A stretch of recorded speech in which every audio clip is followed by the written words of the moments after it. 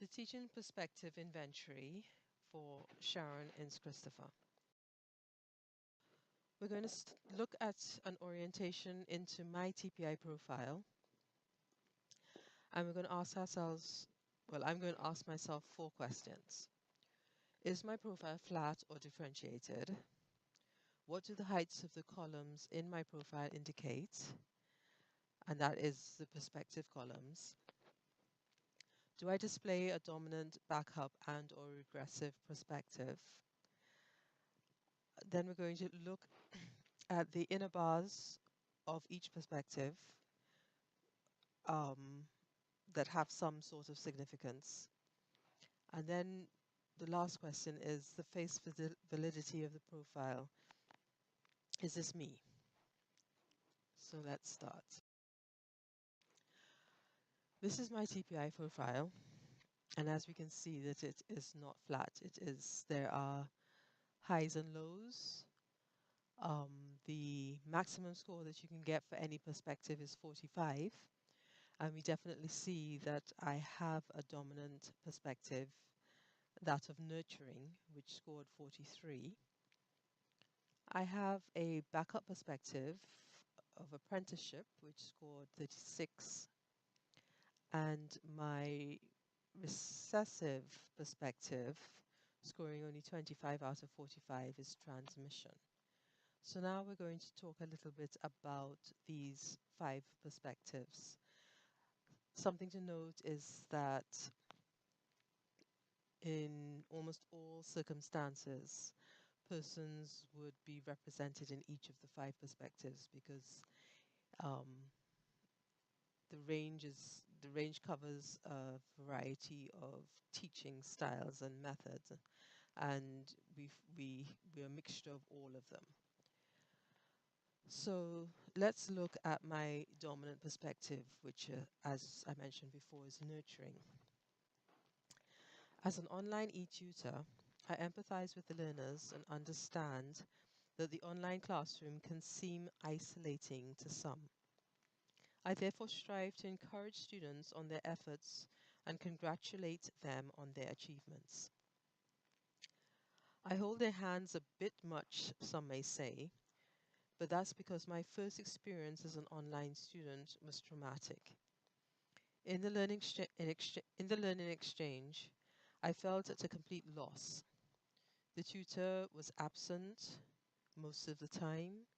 He was late to upload material, and this did not help me at all and actually made me drop out of the course and for a very long time stay away from online learning.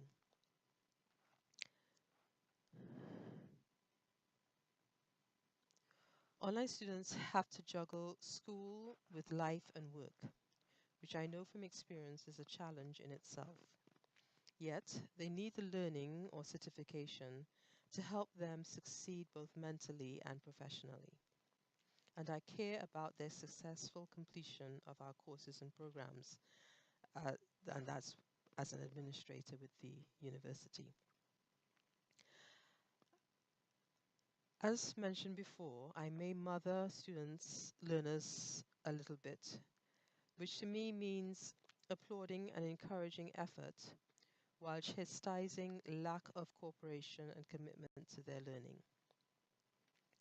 I've been an educator for over 30 years and started teaching kindergarten classes, which could be why my dominant perspective is that of nurturing. It is also said that when one holds a variety of roles in education, this can also influence the TPI profile. At present, I'm a student, e-tutor, and administrator. That being said, when completing the questionnaire, I try to keep the e-tutor cap on. To keep learners productive, they must be motivated to work on tasks without fear of failure.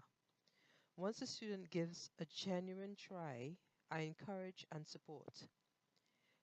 I've noticed that when the eureka moment happens, they become stronger, more self-confident learners, ready for the next challenge.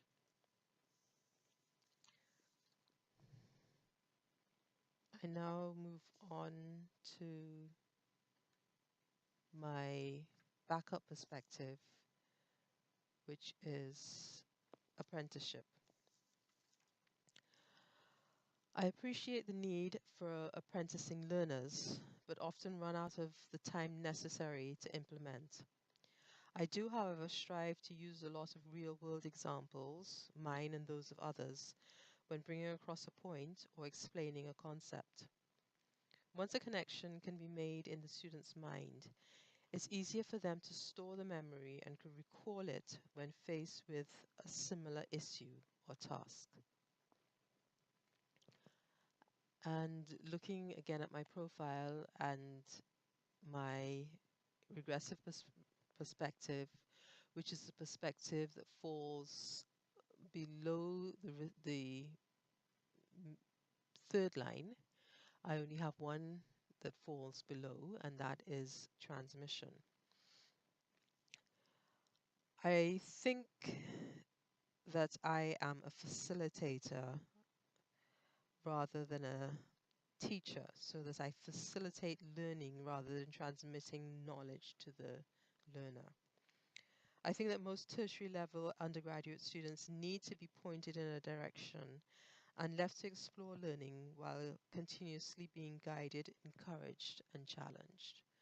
And I think that's why transmission, which is, you know, just following a guide and setting out the rules and steps 1, 2, 3, is really not my style, and why it's showing up as a recessive perspective.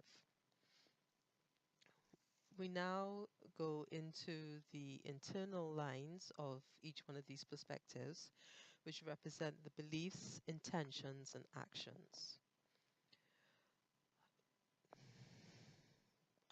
We can see that for my dominant perspective of nurturing, the bars are internally consistent. I really think that online students need constant encouragement, even while challenging them, to ensure that learning is taking place. My intentions perfectly align with my action, which tells me that I achieve what I set out to accomplish. When we look at my backup perspective, though, closely aligned, the internal bars display as steps, my beliefs being the lowest, followed by intention and action. I understand what learners can do on their own with guidance and attempt to engage them with the use of real-world examples and tasks that apply the knowledge learned to practical assignments. My strongest beliefs, intentions, and actions are all within my dominant perspective, which aligns with the tutor I think I am, molded from my training as a kindergarten teacher.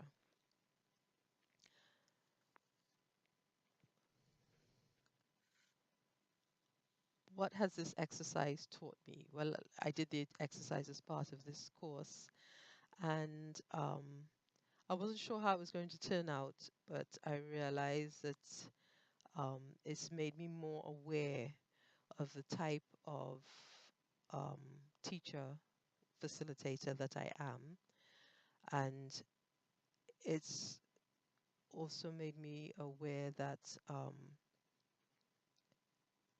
there are different perspectives, and one is not better than the other, and it helps me to realize that there may be some limitations in terms of time management and following a syllabus, and that may interfere with um, my deliverables in terms of what I need to deliver for the university. But I think at the same time, I am able to bring across the point in a safe environment where where there's a relationship, where I form a relationship between myself and my learners. Thank you.